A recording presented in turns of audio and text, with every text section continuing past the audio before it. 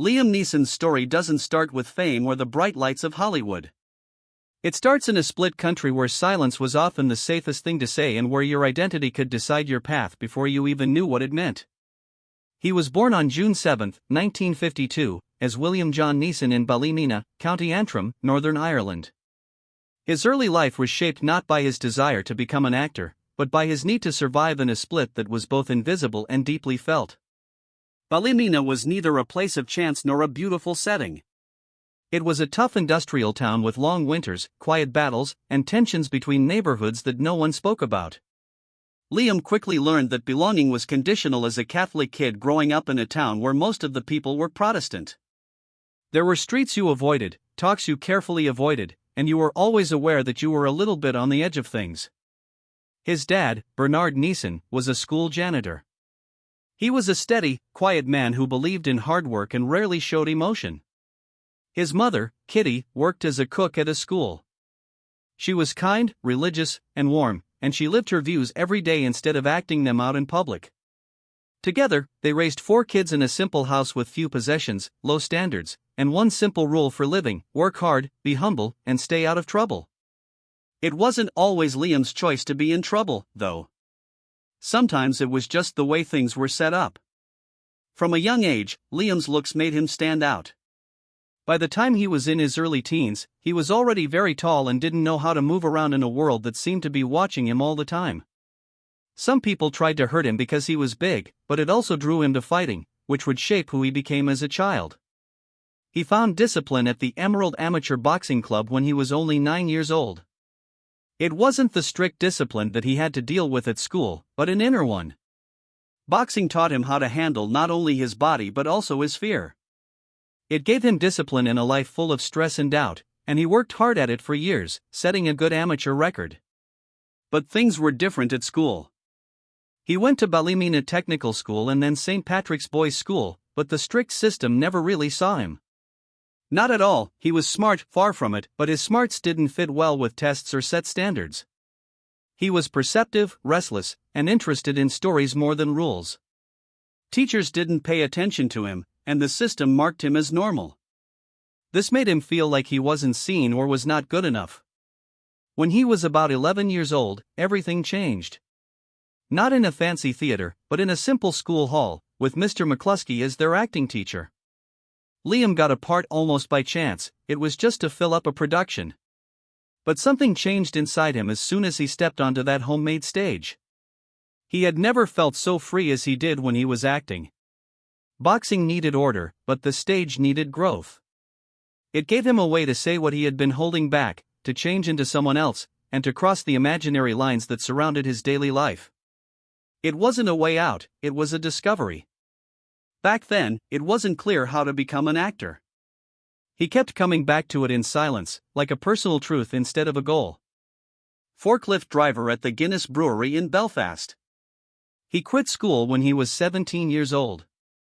His father would have been proud of the honest work he did. Later, he tried to become a teacher at St. Mary's College, but after 2 years, he felt uneasy, a pull towards something that he couldn't quite describe. He went to the Lyric Theatre in Belfast because of that pull. At first, he wasn't acting there. He instead watched, learned, and took it all in. He built his life on the theatre, which was a place where instinct and organization met. During the Troubles, the city was becoming more and more violent, but the Lyric was a safe place to go to hear stories. That's where Liam first learned about the strength of being there, of being quiet, of being real. He didn't put on a show. He instead became still in a way that drew attention to him instead of making it demand it. He went to Dublin in 1978 and joined the Abbey Theatre, which is Ireland's main theatre. This was a big change. The Abbey wasn't just a stage, it was a culture center, and being a part of it meant making a promise. He got better at what he did there and learned how to bring emotional truth to every part without exaggerating. He didn't act out feelings, he lived them. His way of doing things was solid, physical, and very human. He slowly made the switch to movies. Early parts in movies like 1981's Excalibur made him known, but they didn't make him famous. For years, he was stuck in an annoying middle ground, recognized in his field, but not well known by the public. Even though he worked steadily and acted with famous people, most people didn't know who he was. Then, in 1993, something important happened.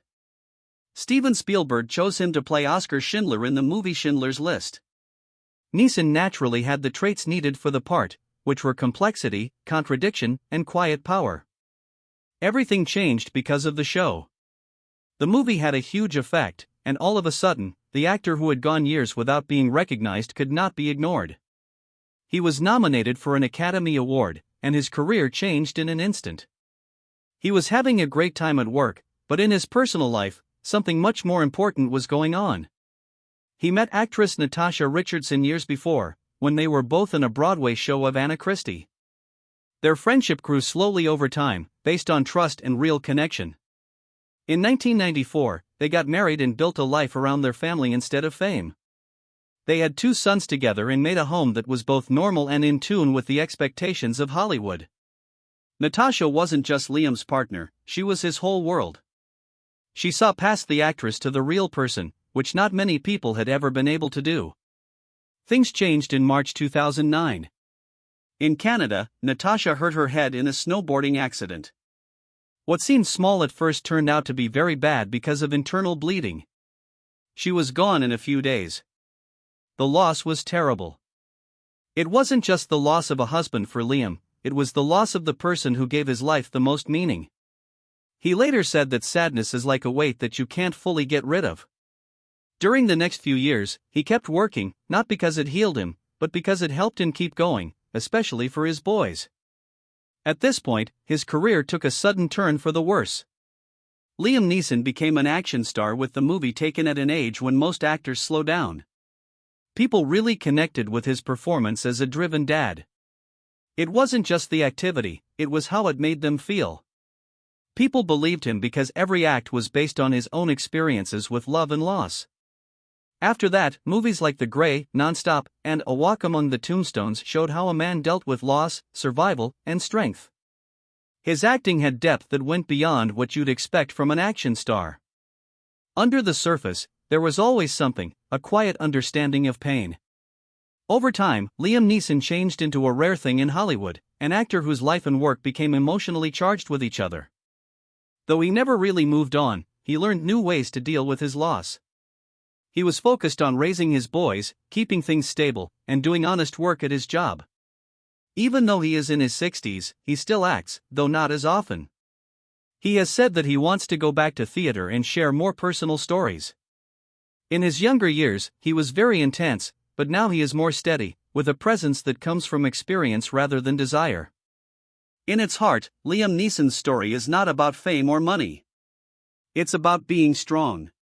It's about a man who grew up on the edges of society and found his voice through hard work and art. He loved deeply, lost deeply, and kept going with quiet strength. He wasn't a legend just because the world put the focus on him. He became one because he kept showing up, even when things were hard, when he was sad, and when he wasn't sure what would happen.